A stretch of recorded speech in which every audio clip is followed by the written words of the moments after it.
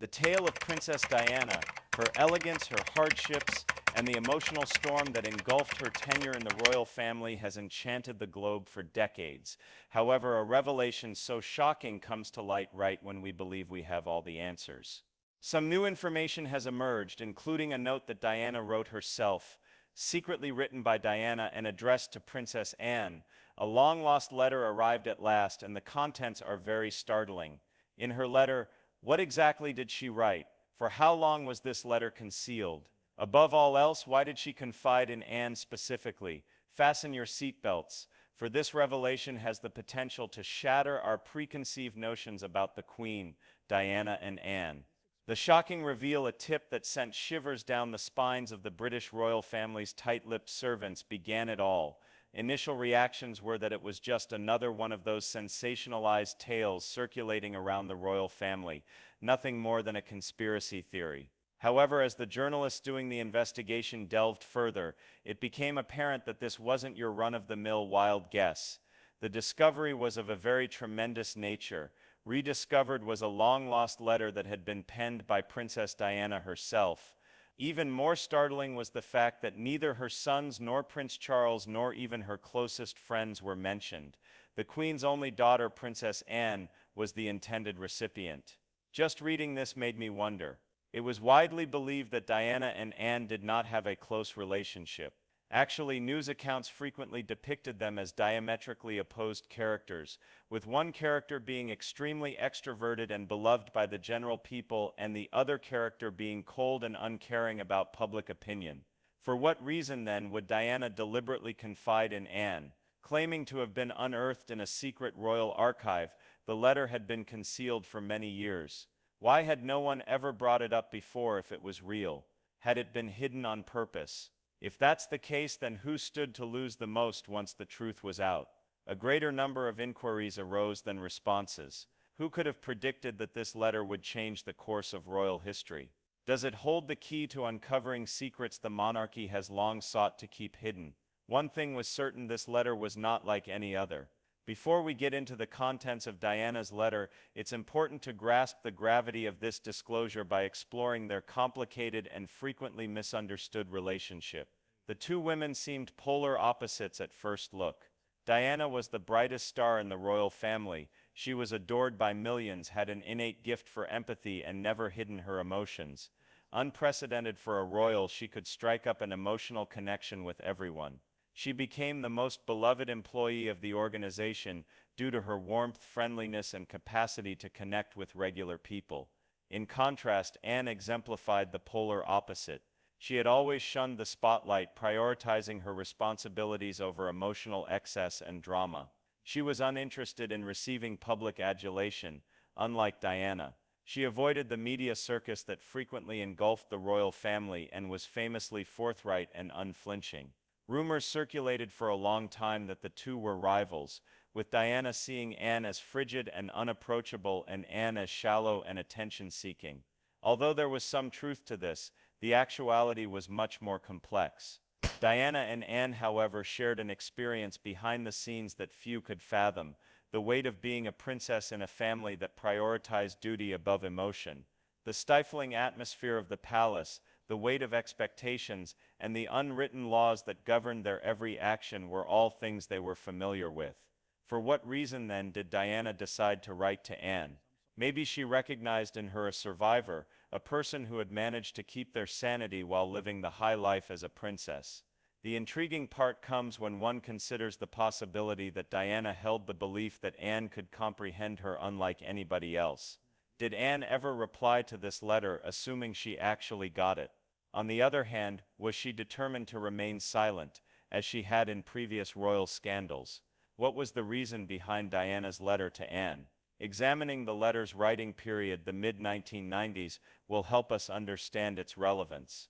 Perhaps Diana's life was most tumultuous during this time. She was already in the midst of a disastrous marriage to Prince Charles. Their split was public knowledge, and they were about to be divorcing. Behind the meticulously staged royal appearances and smiling faces, Diana was going through hell, and the public's perception of her had changed from that of a princess to someone else entirely. Diana found the palace to be an even more frigid place now. She was becoming more and more alone as the company began to close ranks. She felt the walls closing in on her, and everyone was watching her every move. Paranoia had set in, and with good cause. Diana, meantime, was going through a metamorphosis of her own. In interviews, she had started to break royal convention by being candid about her hardships and by supporting causes that the monarchy had previously avoided. She was asserting her independence. There was a catch, though. She was also alienating influential people. Still perplexed about Diana's decision to seek out to the one royal who had never shown any interest in her, Anne's tenacity could be the key. Anne, in contrast to Diana, had always been able to handle the rigors of royal life. She had never allowed herself to be defined by the royal family's expectations, the media's obsession with her, or the failure of any of her relationships. Perhaps Diana was seeking advice, hoping that Anne could provide the much-needed perspective she much craved. Maybe Anne was the only one Diana could trust to tell it as it was, or maybe Diana knew it in her heart. In any case, the tone of this letter suggested more than casual conversation. Written while Diana's destiny was still up in the air, its contents, if as alarming as rumored, could indicate that Diana knew more than anybody had suspected about her own and the monarchy's future. Finally, the letter's contents have arrived, the most important element of this story.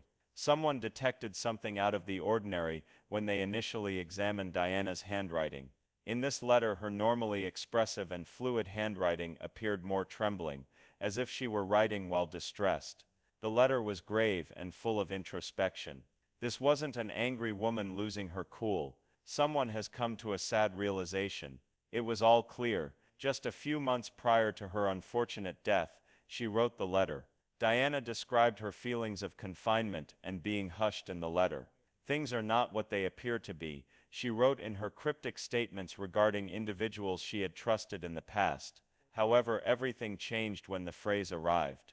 Myth after myth. The first 4 words jumped out at me. What the earth was Diana talking about? Her matrimony? The well-planned public persona of the royal family?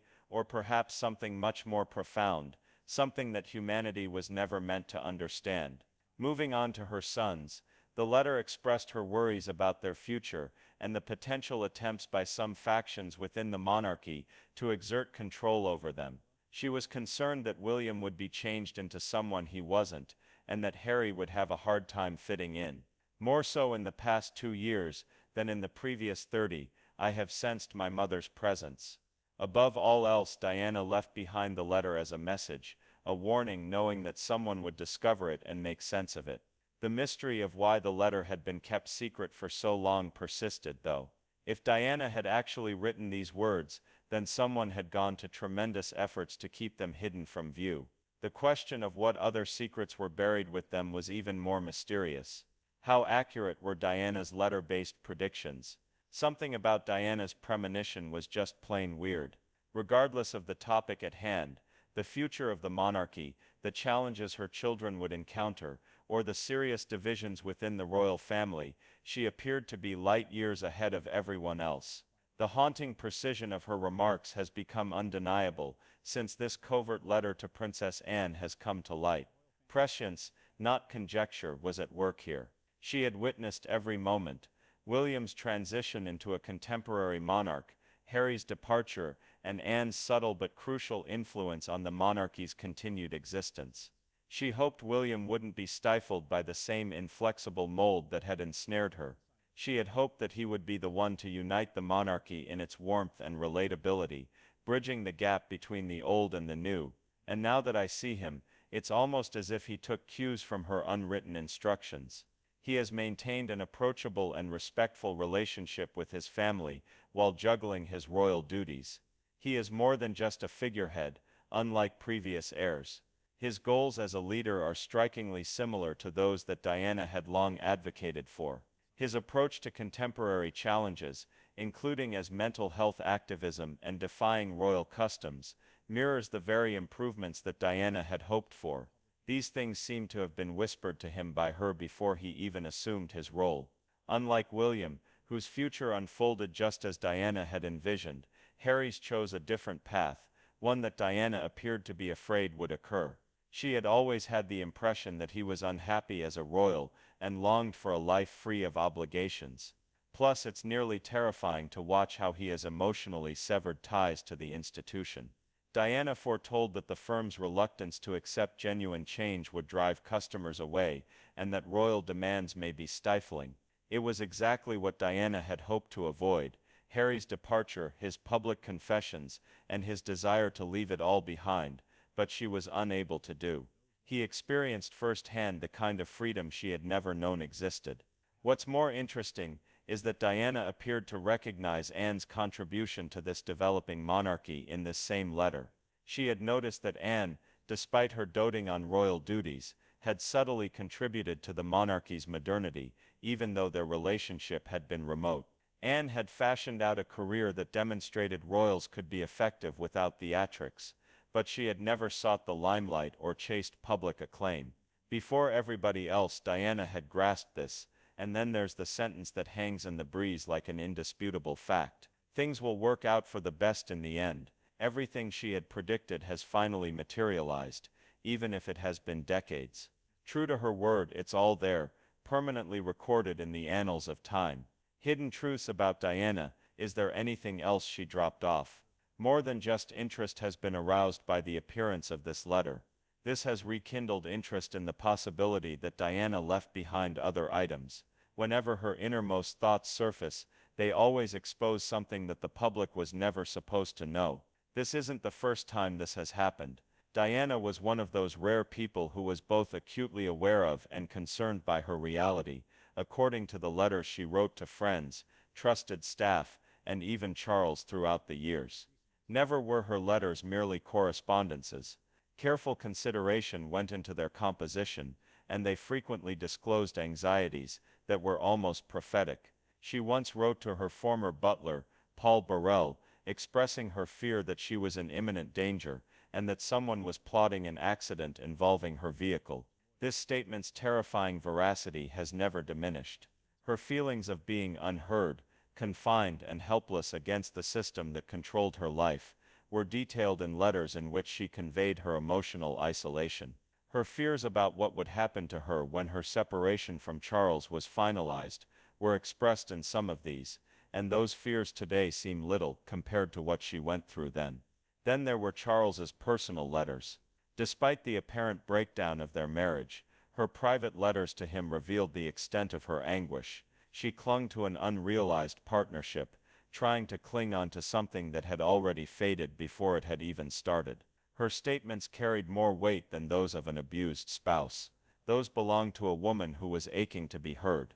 History would show the truth, and she was aware that she was being portrayed as unstable, difficult, and dramatic. This letter to Anne has only served to further illuminate the trend. In these letters, Diana had been gradually revealing more and more of herself, as if she hoped that one day everyone would understand. Was this the final one, or are more still buried somewhere? That is the true question. In the palace, Diana has a hard time. Millions of people throughout the globe adored Princess Diana, but concealed within the palace walls, a woman fought a quiet war. She was ensnared in a life she had never dreamed of the minute she became a member of the royal family. The story was far from magical. It was a system that valued duty more than feelings and outward appearances more than inner truth. It was a difficult and lengthy unwinding for someone like Diana, who felt everything so profoundly. The isolation she experienced as a princess was a major challenge. There were so many people around her, and yet she still felt so lonely. What with all the engagements and public appearances, Diana exhibited a great deal of vulnerability, which was not appropriate for the palace. Her difficulties, anxieties, and misery were all freely expressed. This stands in sharp contrast to Anne, who personified the polar opposite, and had done so throughout her life. Royal discipline was something that Anne had always embodied. Her dedication to her work was unwavering, and she never sought pity. Moreover, she was able to control her emotions at all times. She was in many respects the ideal royal that the establishment sought out: unwavering, composed, trustworthy. Contrarily, they couldn't handle Diana.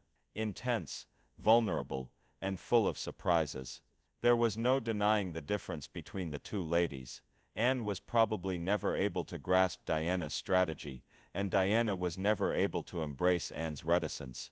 However, maybe Anne understood Diana's pain in a subtle manner. The hardships had been seen by her directly, had witnessed firsthand how the institution eroded her soul. Is the question whether she ever admitted it. The stillness that descended upon Anne, why hasn't she brought this up once? When it comes to royal family discipline, Princess Anne has never wavered. A lady who never breaks etiquette and never talks about her private life in public. She is not the type to participate in the heated narratives that frequently surround the monarchy, or to indulge media conjecture, unlike her more outspoken cousins. However, Anne's complete lack of response to Diana's letter stands out. For whatever reason, she has never admitted it. Was it just another dramatic episode in Diana's turbulent royal path that she chose to ignore? On the other hand, did she give it her best yet decide to keep it locked away, both symbolically and literally? A multitude of options exist. Being a practical and duty-driven individual, Anne could have taken the letter more as a personal confession than a rallying cry. It may have been nothing more than Diana venting her anger to her, something that could be handled without human interference. Anne may not have acted maliciously or ignorantly if she chose not to answer. However, her belief was that emotional turmoil was inappropriate for matters pertaining to the royal family. It's conceivable that after reading it, she thought it was better to remain silent. After all, Anne has always done her best to stay out of trouble, and answering the letter's questions could have gotten her into trouble she wasn't looking for. On the other hand, the uncomfortable alternative is that Anne really did consider the letter seriously, but was helpless to respond. Anne may have felt helpless if Diana's worries had been about wider problems within the monarchy, rather than merely her own personal problems. She might have been put in an impossible situation, if she had admitted it, having to decide between her personal ethics and her devotion to her family. It may not have been possible to speak out in a system where even the most senior members have little authority beyond their ceremonial duties. Following Diana's death, although everyone else was trying to figure out why she was having so much trouble, Anne chose not to respond to the letter.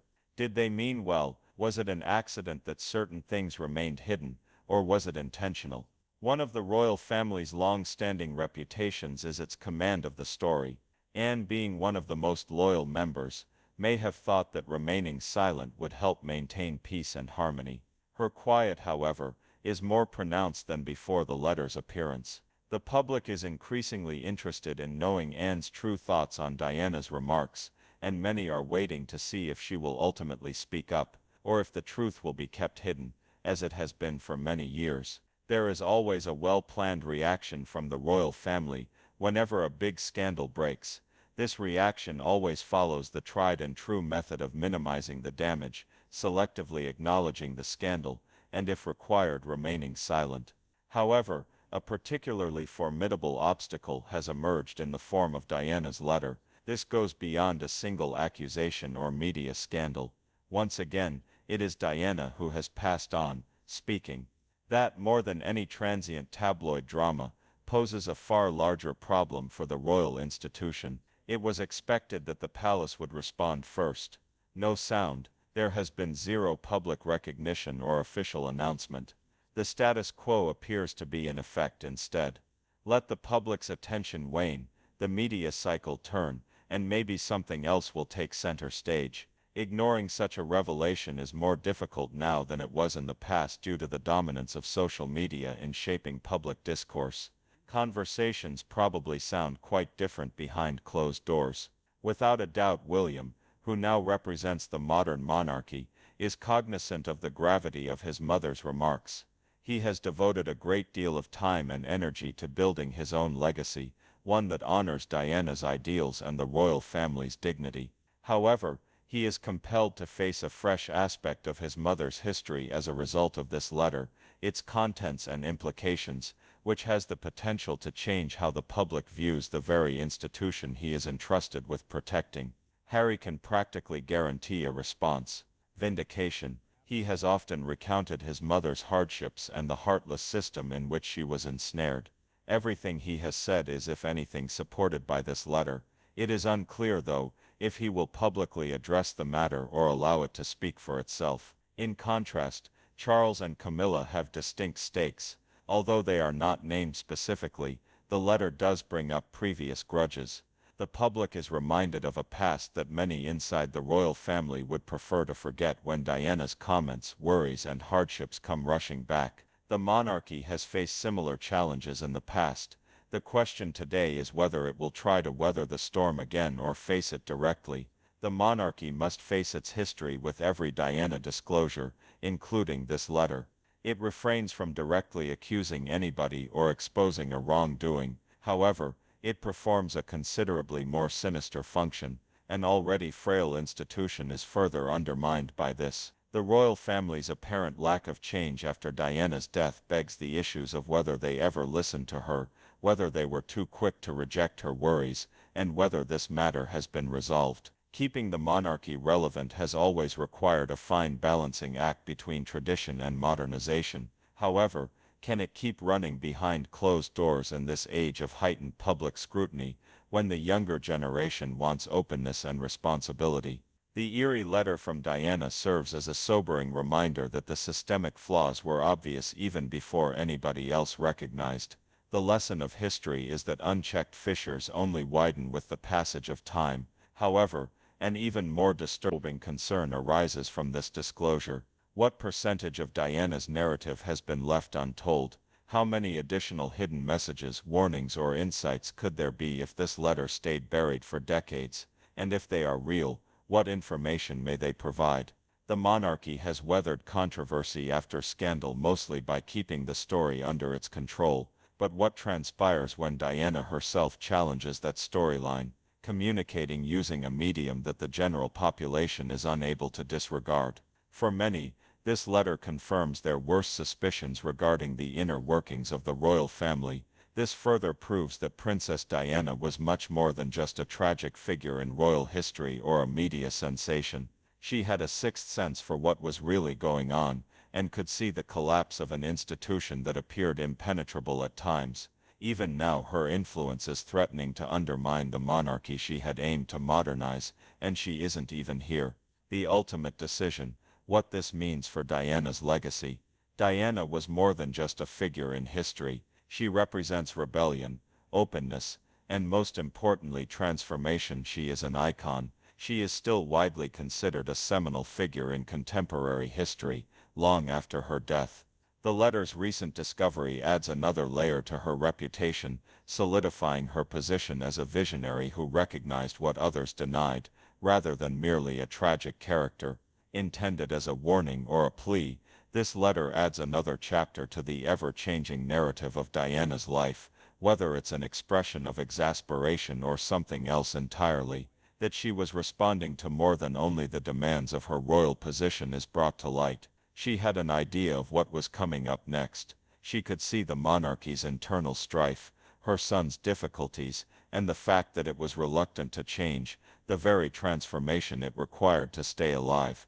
However, this is probably the most important thing to remember. The weight of Diana's voice remains.